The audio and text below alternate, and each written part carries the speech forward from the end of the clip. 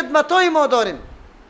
بگوی یک مرکز تعلیمی درست ما نداریم که واقعا در اونجا غریبم درس خوانده بتانه. داری؟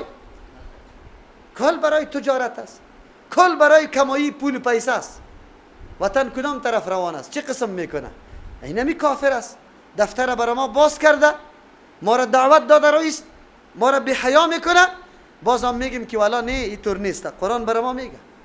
خو الله چی میگه؟ فی ذالکم، دی نجات و دی مصیبت بلاء من ربکم عظیم، امتحان بزرگ از الله تبارک و تعالی است که شما دفاع میکنی آنی، قیام میکنی آنی، مبارزه میکنی آنی. با چشم سر میبینی کافر میگیره، نشان اسلامی تا زیر پای میکنه، قرآنی تا در میده.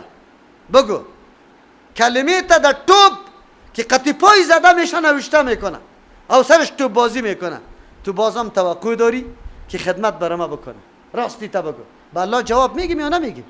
و فی ذالکم بلاء، دینمی امتحان است من ربکم، از جانب پروردگارتان، عظیم بزرگ امتحان الله است. ما و شما سخت امتحان واقع شدیم، یک قدر امتحان بزرگ الله واقع شدیم که حالی ما چی میکنیم؟ راست بگو.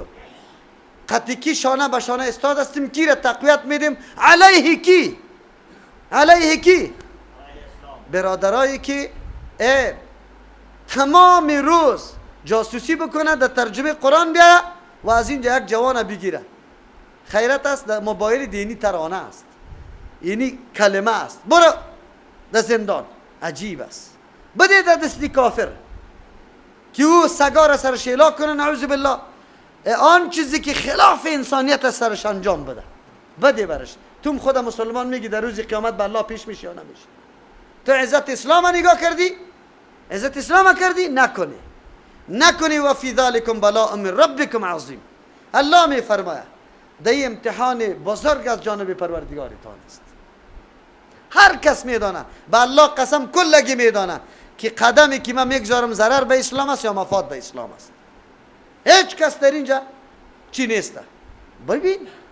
ببین الله تو رزق دمی بند است، ضمانت رزق تا الله نکرده، یا مرگ برات میده یا الله برات رزق داده نیست. خب برو حلال بگی در پیش، اسباب حلال در پیشت بگی، پشت حلال بگرد، نکو پشت حرام، نکو دختری تا روانده خارجی. اگر مسلمان نباشی نعوذ بالله غیرتی افغانی، افغانات تاریخ داره، تو تاریخ مطالعه بکن. دنیا از تاریخ افغان برداشت خیلی قوی داره. تو را چه قسم قوم او نوشته کرده در تاریخی خود معرفی کرده، نکو همون تاریخی تا سرچپه نکو ما حیثیت آبروی تا در خاک آلوده نکو. خیر است یک روز نانی خشک بخو، دال پخته کو بخو، نه تیر از همون موتر پیاده بگرد، تیر از همون بلدنگ، خو لیکن غیرتی تا و عفتی تا نگاه کو، بیادرکم نکو. ای افغانا را تو خیانت تنها برای خود نمی خیانت به بسته ملت میکنی. ملت نامبد کردی، لکه در دامن پاک همین ملت زدی. همین ملتی که تا امروز انگلیس یه نمیتور لرزه داره، تا امروز کسی خیر در این وطن ندیده دشمن که در اینجا قدم مانده باشه و او خیر دیده باشه، ولی تو زمینه مساعد میکنی برش. تو برای از او مدال داده رویستی، نکو مدال به مردم ندی، افتخاراتی تا خودت بگی. قطعی مردم چه نزاع داریم؟ این مردمی که در کو بالاست چی میخواه از ما؟ کلی ما در یک میز بشینیم؟ نه، نگو رأی مرا بپذیر، بگو کلی ما میشینیم کدام رأی ثواب موافق کتاب الله و سنت رسول است، کلی ما سر ازو جمع میشیم. اینطور بگو که کلی یکی شو خلاص. و فی ذالکم، ای آیتا برای ما و شماست. بنی اسرائیل تیر شده، آلی درس برای ما و شماست. اینمی طور حالت سری ما و تو آمده، دلی تالی در امتحان بزرگ الله واقع شده. چه قسم مبارزه میکنی، چه قسم نمیکنی.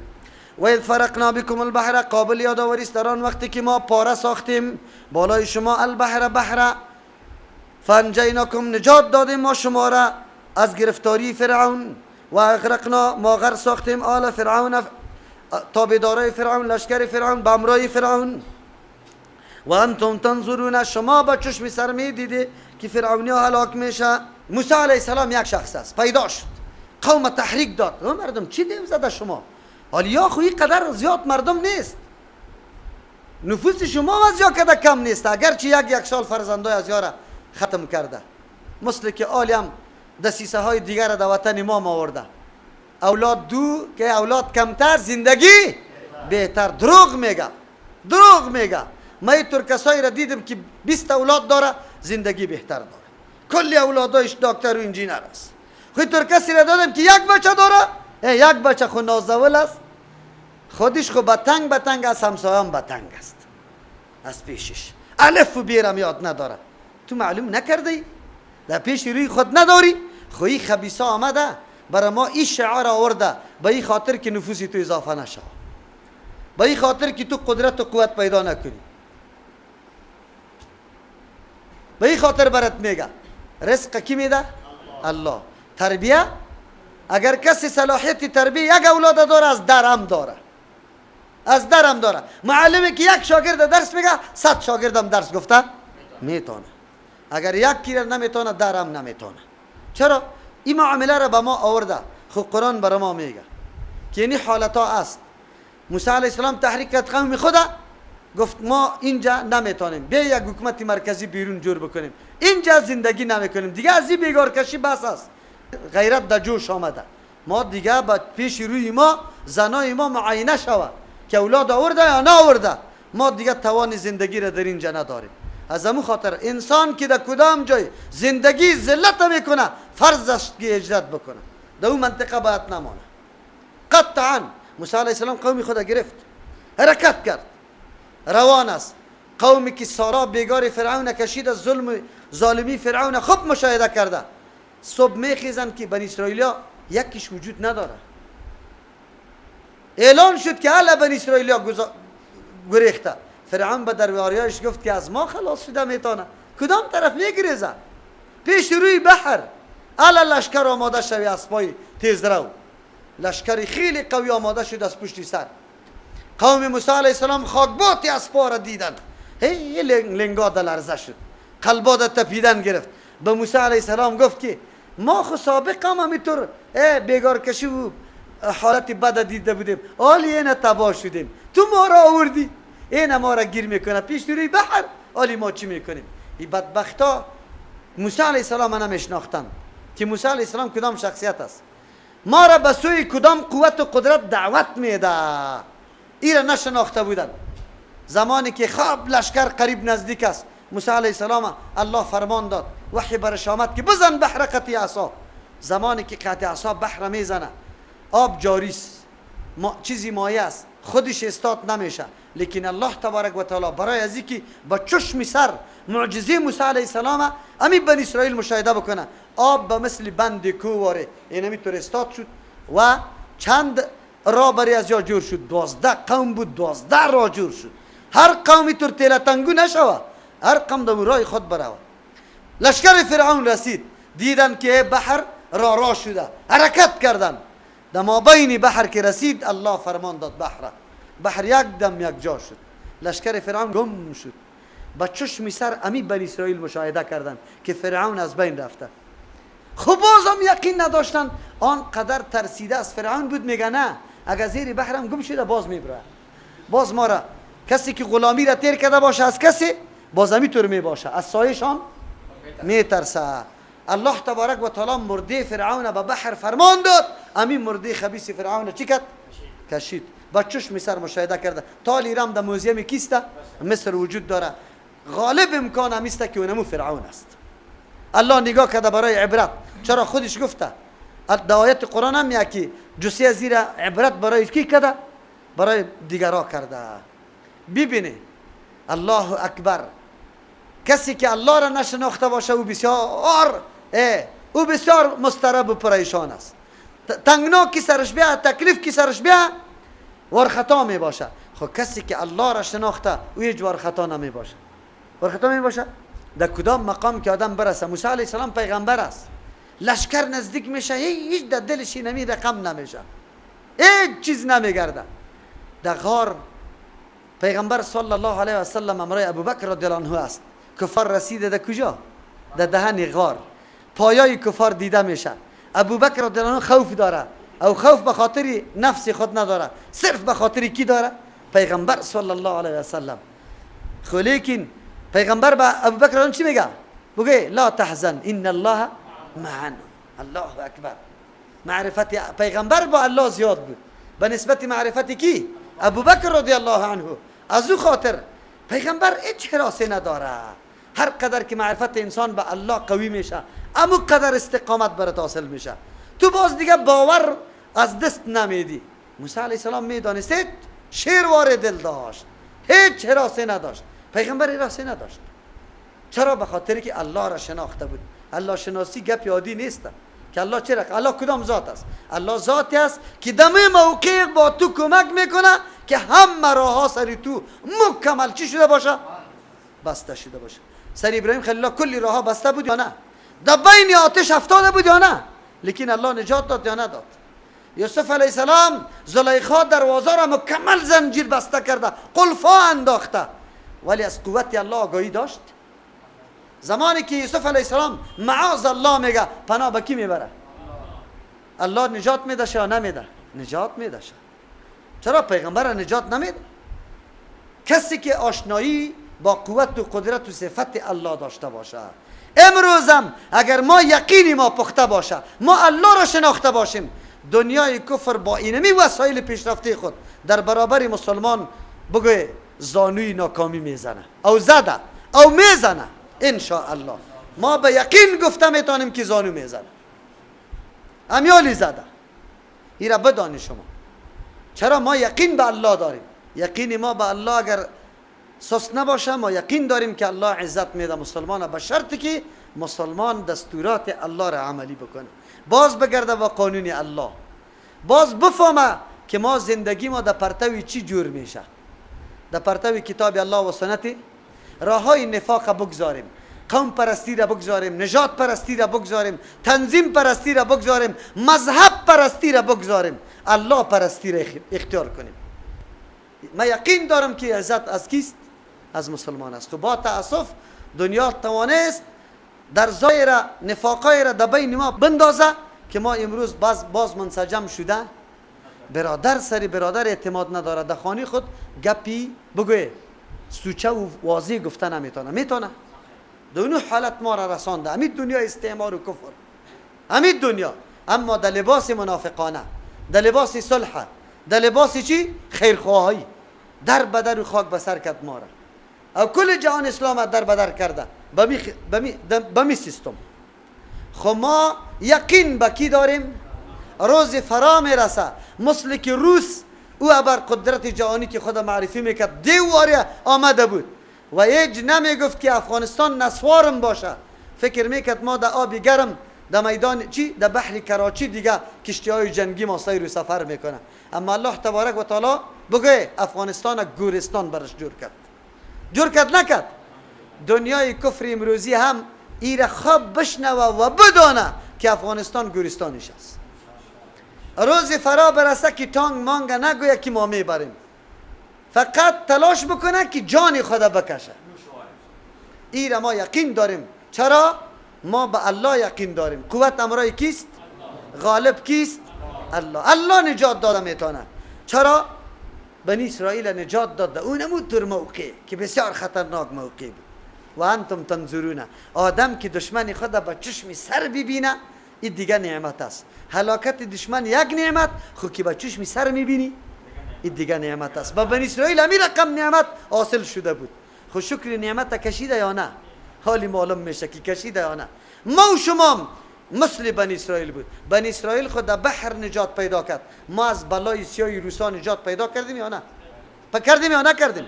با چشم سر دیدیم یا ندیدیم؟ خود نعمت الله است. و هم نعمت بودیم. نعمت شکرگزاری نعمت الله را کشیدیم یا راستی تا نبگه؟ رهبری ما مجاهد ما که آمد وزیر شد، سکرتری خود دختره گرفت. 2 روز بعد باز چی کرد؟ ریشی خود کورپا کرد. 3 روز بعد باز تراشید. همینطور کرد یا نه؟ روزی 4م خبر شدیم که زنی دیگه گرفته. روزی 5م گرفتیم که فابریکه را در دبی باز کرده، شرکت طیاره را در فلان مملکت جور کرده. این خونی مجاهدین، این مردمای یتیم که در اینجا بی سرنوشت، نه خانه داره نه کاشانه، این چی کنه؟ این کدام طرف شوه؟ جناب قبندان صاحب ما یک بغل و منطقه کابل مکمل فروختن شروع کرد، خلاف قانون شاروالی و گپا. این یتیم کجا شد؟ به یتیم کدام خانه دادی؟ راستی تا بگوی. نه، به یتیم مملکت های عربی جور کرد خانه را، خو یتیم ده 6 تا یا کسی دیگه. ببینه ما شکرگزاری نعمت الله را کشیدیم؟ نکشیدیم.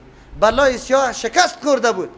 افغانا بودیم، مسلمانا بودیم، در کتاب الله و حدیث پیغمبر جمع می شدیم، باز دیگه شکرگزاری الله را خیلی زیاد میکردیم.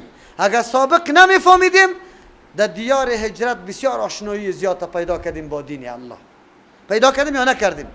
بچهای ما در مدرسه خوان، ترجمه قرآن از همون جا آمده، درس حدیث از همون جا آمده. آشنایی پیدا کردیم یا نه؟